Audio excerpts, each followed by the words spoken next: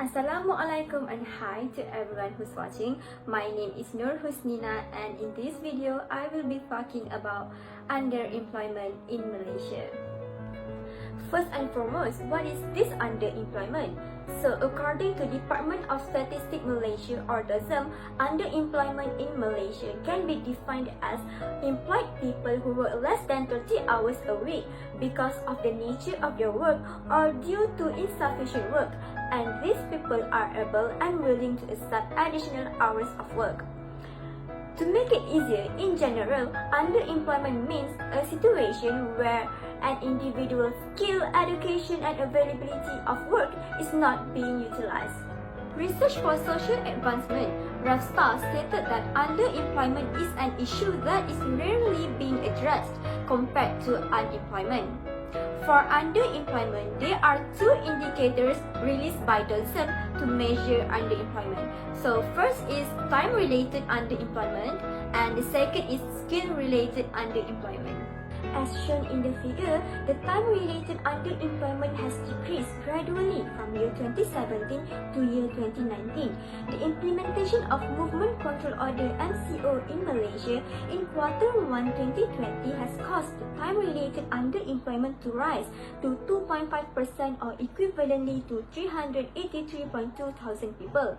This is because during this period, only certain economic sectors were allowed to operate, and even so they were allowed to operate, there was certain time limit for operation hours.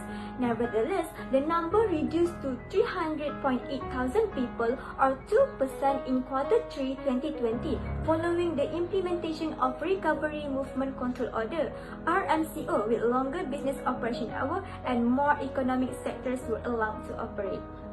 As for skill-related underemployment, which I would like to highlight in this video, it can be seen that the number keeps increasing from year 2017 to year 2020.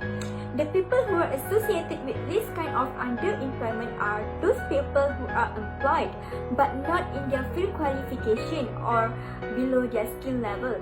The International Labour Organization ILO defines underemployment as a mismatch between career aspirations, skills, and expectations of a person to his or her actual job.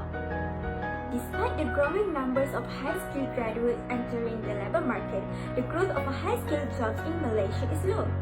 Mismatch incident studies in Malaysia concentrated on graduates, and the primary finding is that between 31% to 35% of graduates take up jobs that do not conform to their respective fields of study. One of the initiatives taken by the government to tackle this matter is through Scheme Latihan 1 Malaysia.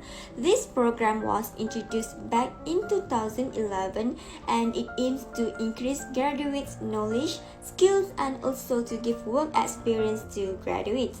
By completing this program, graduates can have better opportunities to be hired both in public and private sector.